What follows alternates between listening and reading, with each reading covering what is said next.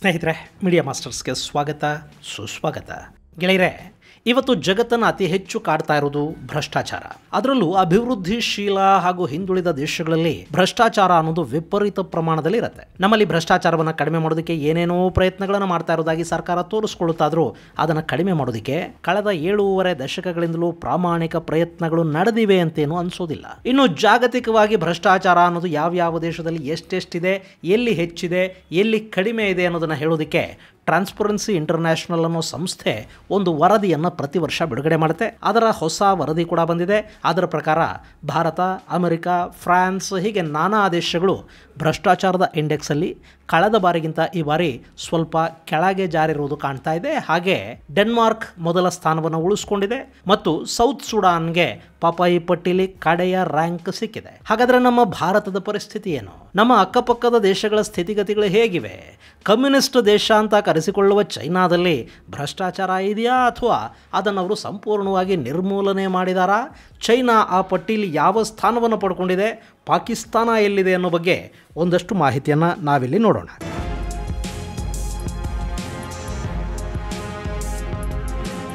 ಗೆಳೆಯರೆ, ಇವತ್ತು ಜಗತ್ತಿನ ಯಾವುದೇ ದೇಶಕ್ಕೆ ದೊಡ್ಡ ಶಾಪ ಏನಪ್ಪಾ ಅಂದರೆ ಅಲ್ಲಿನ ಅಪ್ರಾಮಾಣಿಕತೆ ಮತ್ತು ಭ್ರಷ್ಟಾಚಾರ. ಇಲ್ಲಿ ಭ್ರಷ್ಟಾಚಾರ ಅನ್ನೋದು ಕೆಲ ದೇಶಗಳಲ್ಲಿ ಹೆಚ್ಚಿರಬಹುದು, ಕೆಲ ದೇಶಗಳಲ್ಲಿ ಕಡಿಮೆ ಇರಬಹುದು. ಆದರೆ ಅಪ್ರಾಮಾಣಿಕರೇ ಇಲ್ಲದ ದೇಶ ಅಂತ ಜಗತ್ತಲ್ಲಿ ಯಾವುದು ಇರೋದಕ್ಕೆ ಸಾಧ್ಯನೇ ಇಲ್ಲ. ಆದರೂ ಜಗತ್ತಿನ ಯಾವ ದೇಶದಲ್ಲಿ ಭ್ರಷ್ಟಾಚಾರ ಹೆಚ್ಚಿದೆ, ಎಲ್ಲಿ ಕಡಿಮೆ ಇದೆ ಅನ್ನೋದರ ಬಗ್ಗೆ ಟ್ರಾನ್ಸ್ಪರೆನ್ಸಿ ಇಂಟರ್ನ್ಯಾಷನಲ್ ಅನ್ನೋ ಸರ್ಕಾರೇತರ ಸಂಸ್ಥೆಯೊಂದು ಪ್ರತಿ ವರ್ಷ ವರದಿಯನ್ನು ಪ್ರಕಟಿಸ್ತಾ ಬರ್ತಾ ಇದೆ. ಈ ಬಾರಿಯ ವರದಿಯಲ್ಲಿ ಯಾವ ದೇಶಗಳು ಎಲ್ಲೆಲ್ಲಿವೆ ಅನ್ನೋದನ್ನು ನೋಡುವ ಮೊದಲು ಈ ಟ್ರಾನ್ಸ್ಪರೆನ್ಸಿ ಇಂಟರ್ನ್ಯಾಷನಲ್ ಬಗ್ಗೆ ಕೂಡ ನಾವು ಒಂದು ಸ್ವಲ್ಪ ತಿಳ್ಕೊಂಡು ಬರೋಣ. ಗೆಳೆಯರೆ, TI ಅಥವಾ ಟ್ರಾನ್ಸ್ಪರೆನ್ಸಿ ಇಂಟರ್ನ್ಯಾಷನಲ್ ಅನ್ನೋದು ಜರ್ಮನಿ ಮೂಲದ ಒಂದು ಸರ್ಕಾರೇತರ ಸಂಸ್ಥೆ. ಇದರ ಸ್ಥಾಪನೆ ಆಗಿದ್ದು 1993ರಲ್ಲಿ ವಿಶ್ವ ಬ್ಯಾಂಕಿನ ಒಂದಷ್ಟು ನಿವೃತ್ತ ಅಧಿಕಾರಿಗಳು ಸೇರಿ ಇದನ್ನು ಸ್ಥಾಪಿಸ್ತಾರೆ. 1995ರಿಂದ ಈ ಸಂಸ್ಥೆ CPI ಅಂದರೆ ಕರಪ್ಷನ್ ಪರ್ಸೆಪ್ಷನ್ ಇಂಡೆಕ್ಸ್ ಅನ್ನು ಸಿದ್ಧಪಡಿಸ್ತಾ ಇದೆ. ಹಾಗೆ ಭ್ರಷ್ಟಾಚಾರದ ನಿರ್ಮೂಲನೆಗೆ ಭ್ರಷ್ಟಾಚಾರ ವಿರೋಧಿ ಸಮಾವೇಶಗಳನ್ನು ಇದು ಆಯೋಜನೆ ಮಾಡುತ್ತೆ. G20 ದೇಶಗಳು, UN ಸೇರಿದ ಹಾಗೆ ಸಾಕಷ್ಟು ವಿಶ್ವ ವೇದಿಕೆಗಳ ಮಾನ್ಯತೆ ಇದಕ್ಕಿದೆ ಮತ್ತು ಆ ಕೂಟಗಳ ಥಿಂಕ್ ಟ್ಯಾಂಕ್ಗಳ ಪೈಕಿ ಇದು ಕೂಡ ಒಂದು ಅನ್ನಿಸ್ಕೊಳ್ಳುತ್ತೆ. ಇನ್ನು 100ಕ್ಕೂ ಹೆಚ್ಚು ದೇಶಗಳಲ್ಲಿ ಇದರ ಶಾಖೆಗಳು ಕೆಲಸ ಮಾಡ್ತಾ ಇವೆ. ಇನ್ನು ಈ ಸಂಸ್ಥೆ ಅನ್ನೋದು ನಡಿಬೇಕಲ್ಲ, ಅದಕ್ಕೆ ಹಣ ಎಲ್ಲಿಂದ ಬರುತ್ತೆ? ಗೆಳೆಯರೆ, ಟ್ರಾನ್ಸ್ಪರೆನ್ಸಿ ಇಂಟರ್ನ್ಯಾಷನಲ್ಗೆ ಬೇಕಾದ ಫಂಡಿಂಗ್ ಅನ್ನ ಪಶ್ಚಿಮದ ದೇಶಗಳು ಮಾಡುತ್ತವೆ. ಇನ್ನು ಈ ಇಂಡೆಕ್ಸ್ ಎಷ್ಟು ಸರಿ ಇರುತ್ತೆ, ಅವರು ಯಾವ ಮಾನದಂಡಗಳ ಮೇಲೆ ವರದಿಯನ್ನು ತಯಾರು ಮಾಡ್ತಾರೆ, ಇದನ್ನು ನೋಡುವ ಮೊದಲು ಈ ವರ್ಷದ ಇಂಡೆಕ್ಸಲ್ಲಿ ಭಾರತ ಹಾಗೂ ಇನ್ನಿತರ ದೇಶಗಳ ಸ್ಥಾನಮಾನ ಏನು ಅನ್ನೋದನ್ನು ನೋಡ್ಬಿಡೋಣ.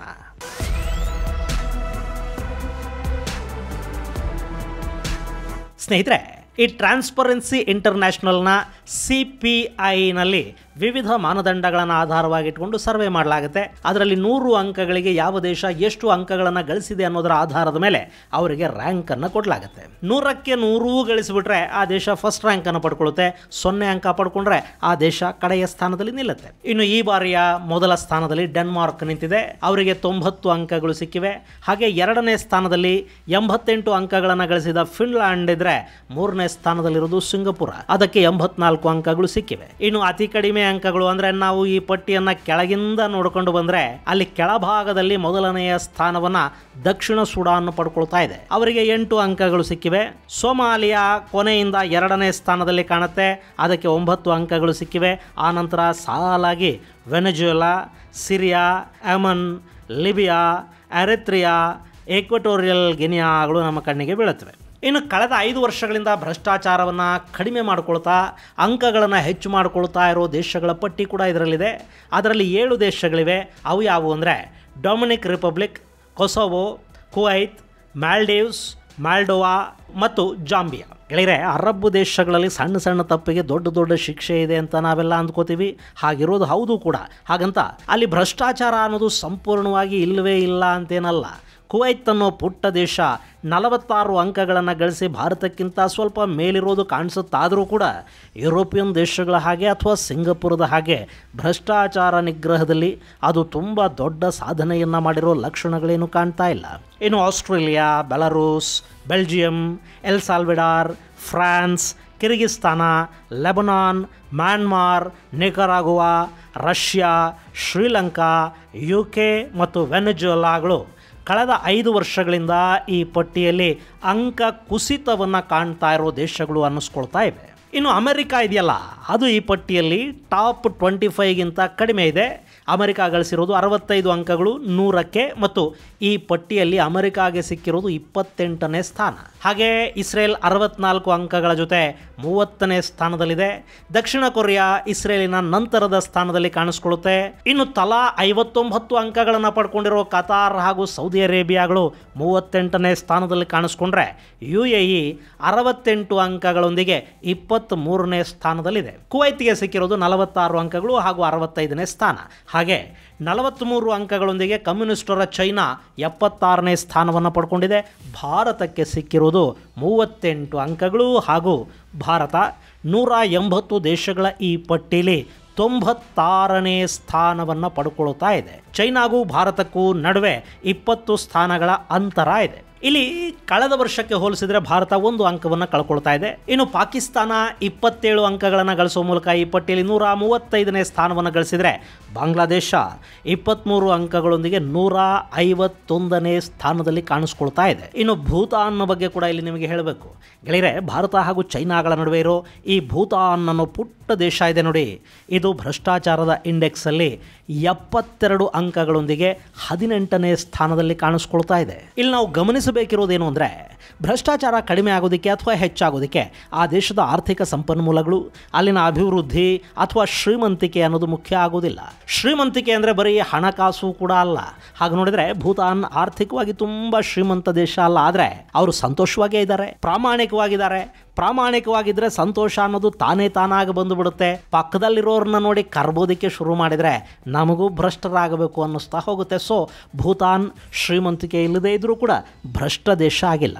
ಹಾಗಾದರೆ ಭಾರತಕ್ಕೇನಾಗಿದೆ ಗೆಳೆಯರೆ? ನಮ್ಮಲ್ಲಿ ಭ್ರಷ್ಟಾಚಾರದ ನಿಗ್ರಹದ ಬಗ್ಗೆ ಸಾಕಷ್ಟು ರಾಜಕೀಯ ಪಕ್ಷಗಳು ಮಾತಾಡ್ತಲೇ ಬರ್ತಾ ಇವೆ. ನಿಮಗೆ ನೆನಪಿದೆ ಅಂದುಕೊಂಡಿದ್ದೀನಿ, UPA ಸರ್ಕಾರದ 2ನೇ ಅವಧಿಯಲ್ಲಿ ಅಣ್ಣಾ ಹಜಾರೆ ನೇತೃತ್ವದಲ್ಲಿ ಇಂಡಿಯಾ ಅಗೇನ್ಸ್ಟ್ ಕರಪ್ಷನ್ ಅನ್ನೋ ಒಂದು ದೊಡ್ಡ ಜನಾಂದೋಲನ ಶುರುವಾಯಿತು. ಅದೇನಾಯಿತು ಅಂತ ನಾವು ನೋಡೋ ಹೊತ್ತಿಗೆ ಆ ಆಂದೋಲನವನ್ನು ಹೈಜಾಕ್ ಮಾಡಿದವರೆಲ್ಲ ರಾಜಕಾರಣಿಗಳ ಅವತಾರದಲ್ಲಿ ಕಾಣಿಸ್ಕೊಂಡಿದ್ರು. ಅಲ್ಲಿ ಆಮ್ ಆದ್ಮಿ ಅನ್ನೋ ಪಕ್ಷ ಹುಟ್ಕೊಳ್ತು. ಆಮೇಲೆ ಏನಾಯಿತು ಅನ್ನೋದು ನಿಮಗೆ ಗೊತ್ತಿದೆ. ನಮ್ಮ ಕರ್ನಾಟಕದಲ್ಲಿ ಕೂಡ ಹೆಚ್ಚು ಕಡಿಮೆ ಇದೇ ಅವಧಿಯಲ್ಲಿ ಲೆಕ್ಕ ಕೊಡಿ ಅನ್ನೋ ಚಳವಳಿ ಶುರುವಾಯಿತು.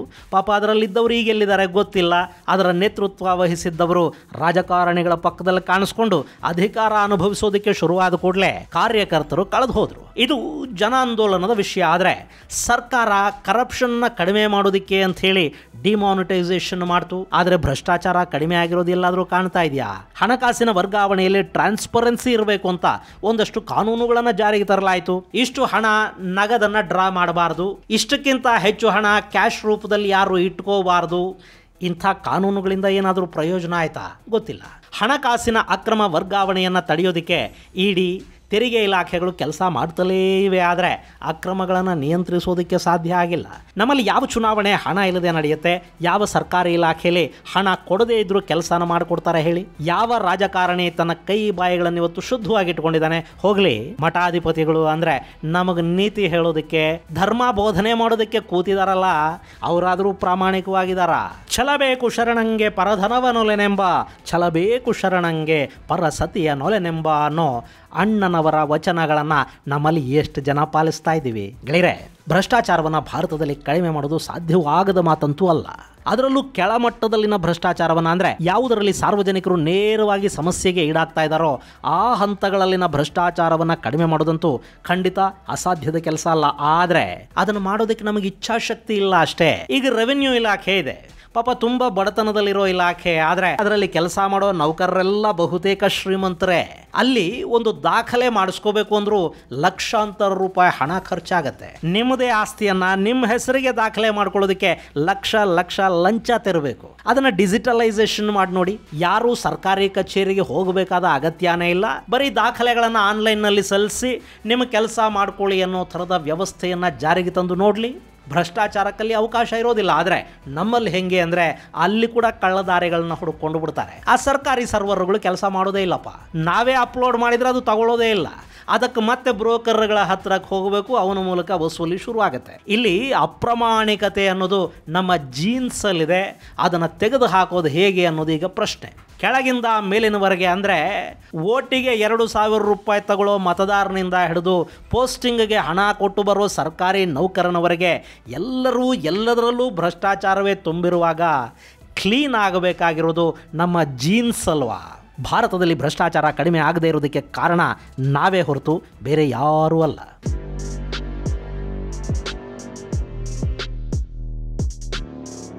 ಇನ್ನು ಈ ಇಂಡೆಕ್ಸ್, ಇದರ ಬಗ್ಗೆ ಕೂಡ ಒಂದಷ್ಟು ಅಪಸ್ವರಗಳಿಲ್ಲ ಅಂತೇನಲ್ಲ. ಇದು ಪಶ್ಚಿಮದ ದೇಶಗಳಿಗೆ ಹೆಚ್ಚು ಮಾರ್ಕ್ಸ್ ಅನ್ನು ಕೊಡುತ್ತೆ, ಪೂರ್ವ ದೇಶಗಳನ್ನ ಕಡೆಗಣಿಸುತ್ತೆ ಅನ್ನೋ ಆರೋಪ ಇದೆ. ಜೊತೆಗೆ ಇಲ್ಲಿ ಭ್ರಷ್ಟಾಚಾರ ಎಷ್ಟಿದೆ ಅನ್ನೋದನ್ನ ಅಳತೆ ಮಾಡುವಾಗ ಇವರು ಪರ್ಸೆಪ್ಷನ್ಸ್ ಅನ್ನ ನೋಡ್ತಾರೆ ಹೊರತು ನೈಜವಾಗಿ ಏನಿದೆ ಅನ್ನೋದು ಪೂರ್ತಿಯಾಗಿ ಗಮನಿಸೋದಕ್ಕೆ ಹೋಗೋದಿಲ್ಲ ಅನ್ನೋ ಮಾತು ಕೂಡ ಇದೆ. ಇಲ್ಲಿ ಸರ್ವೆ ಮಾಡೋ ಮೂಲಕ ಜನರ ಅಭಿಪ್ರಾಯಗಳನ್ನ ಸಂಗ್ರಹಿಸುವ ಮೂಲಕ ಈ ಇಂಡೆಕ್ಸ್ ಅನ್ನ ತಯಾರು ಮಾಡ್ತಾರೆ. ಹೀಗಾಗಿ ಸರ್ಕಾರದ ಮಟ್ಟದಲ್ಲಿ, ಕಾರ್ಪೊರೇಟ್ ಮಟ್ಟದಲ್ಲಿ ಲಾಬಿಯಿಂಗ್ ಹೆಸರಲ್ಲಿ ನಡೆಯುವ ಭ್ರಷ್ಟಾಚಾರಗಳು ಇವರ ವ್ಯಾಪ್ತಿಗೆ ಬರೋದಿಲ್ಲ. ಹಾಗೆ ಲಾಬಿಂಗ್ ಅನ್ನ ಕೂಡ ಗಮನಕ್ಕೆ ತಗೊಂಡ್ರೆ ಪಶ್ಚಿಮದ ದೇಶಗಳು ಇನ್ನೂ ಹೆಚ್ಚು ಭ್ರಷ್ಟ ಅನ್ನಿಸ್ಕೊಳ್ಳುತ್ತವೆ ಅನ್ನೋ ಒಂದು ವಾದ ಕೂಡ ಈ ಟ್ರಾನ್ಸ್ಪರೆನ್ಸಿಯ ಬಗ್ಗೆ ಇದೆ. ಬೇರೆಯವರ ವಿಷಯ ಏನು ಬೇಕಾದರೂ ಇರಲಿ, ನಮ್ಮಲ್ಲಿ ಭ್ರಷ್ಟಾಚಾರ ಇದೆ ಮತ್ತು ವ್ಯಾಪಕವಾಗೇ ಇದೆ ಅನ್ನೋದು ಸುಳ್ಳಂತೂ ಅಲ್ಲ. ಅದರಲ್ಲಿ ಈ ದೇಶದ ಶ್ರೀಸಾಮಾನ್ಯನ ಭಾಗಿದಾರಿಕೆ ಇದೆ ಅನ್ನೋದು ಕೂಡ ಅತಿಶಯೋಕ್ತಿಯೂ ಅಲ್ಲ.